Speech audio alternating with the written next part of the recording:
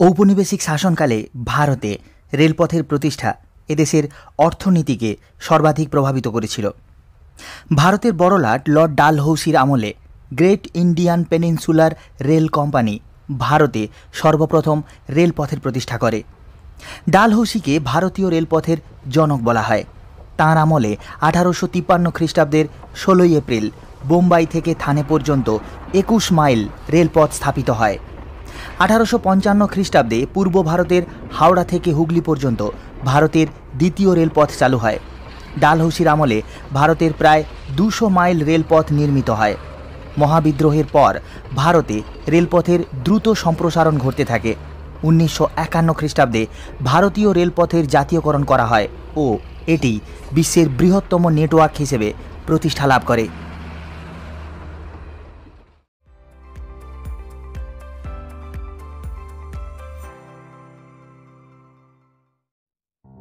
নিজেদের রাজনৈতিক, অর্থনৈতিক, সামরিক ও অন্যান্য প্রয়োজনে বড়লাট লর্ড ডালহৌসি 1853 খ্রিস্টাব্দে সর্বপ্রথম রেলপথ স্থাপন করেন।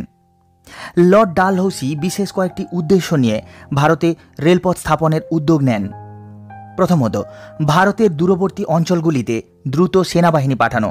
দ্বিতীয়ত, রেলপথ স্থাপনের মাধ্যমে যোগাযোগ ব্যবস্থার উন্নতি ঘটিয়ে বাণিজ্যের প্রসার ঘটানো। তৃতীয়ত, দেশে শিল্প পরিকাঠামো গড়ে তুলে ব্রিটিশ পুঁজিপতিদের উদ্যোগকে স্বাগত জানানো। তাছাড়া দেশের কাঁচামাল বন্দরগুলিতে পৌঁছানো এবং উৎপাদিত শিল্প সামগ্রী সহজে দেশের বিভিন্ন অঞ্চলে পৌঁছে দেওয়ার কারণে তিনি রেলপথ স্থাপনে উদ্যোগী হয়েছিলেন। শিল্প বিপ্লবের ফলে ব্রিটিশ শিল্পপতিরা বিপুল পরিমাণ পুঁজির মালিক হয়ে ওঠে। তারা এই বিপুল পরিমাণ পুঁজি ভারতের নিরাপদ, লাভজনক ও সুবিধাজনক ক্ষেত্রে বিনিয়োগ করে আরও পুঁজি উপার্জন করতে তৎপর হয়ে ওঠে। ভারতে রেলপথ নির্মাণে মূলধন বিনিয়োগ করা তাদের কাছে যথেষ্ট নিরাপদ ও লাভজনক বলে মনে হয়। তারা আশা করে যে ভারতে রেলপথ প্রসার ঘটলে রেল লাইন, ইঞ্জিন, মালগাড়ি ও অন্যান্য যন্ত্রপাতি সরবরাহ করে তারা প্রচুর মুনাফা অর্জন করতে পারবে। ইংল্যান্ডে শিল্প বিপ্লব ঘটলে সেখানকার কলকারখানাগুলিতে কাঁচা মালের চাহিদা যথেষ্ট বৃদ্ধি পায়। ভারত হয়ে ওঠে ইংল্যান্ডের কারখানাগুলিতে কাঁচা মালের অন্যতম সরবরাহকারী দেশ। ভারতের প্রত্যন্ত অঞ্চলগুলি থেকে কাঁচা মাল বন্দরে পৌঁছানোর জন্য রেল যোগাযোগের প্রয়োজন দেখা দেয়।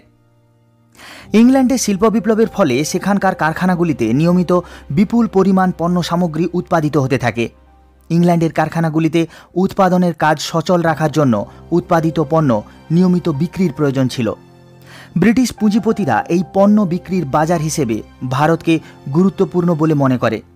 ভারতের অভ্যন্তরে দূর দূরান্তের বাজারগুলিতে এই পণ্য পৌঁছে দেওয়ার জন্য তারা এদেশে উন্নত রেল যোগাযোগের প্রয়োজন উপলব্ধি করে। ডালহৌসির আমলে ভারতে ব্রিটিশ সাম্রাজ্য সর্বোচ্চ সীমায় উপনীত হয়। এই সুবিশাল সাম্রাজ্যে রাজনৈতিক ও প্রশাসনিক কাজে দ্রুত যোগাযোগ রক্ষা ও সংবাদপত্র আদান প্রদানের প্রয়োজন ছিল।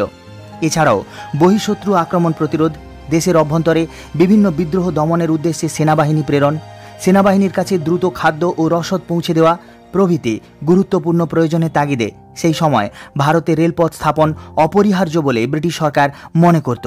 ডালহৌসির পূর্বে লর্ড হার্ডিঞ্জ 1846 খ্রিস্টাব্দে সামরিক প্রয়োজনে ভারতে রেলপথ নির্মাণের গুরুত্ব উল্লেখ করেন।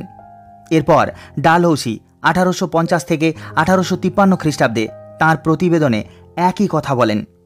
1857 খ্রিস্টাব্দে মহাবিদ্রোহের পর ইংরেজ সরকার সামরিক প্রয়োজনে ভারতে রেলপথ নির্মাণের গুরুত্ব উপলব্ধি করেন।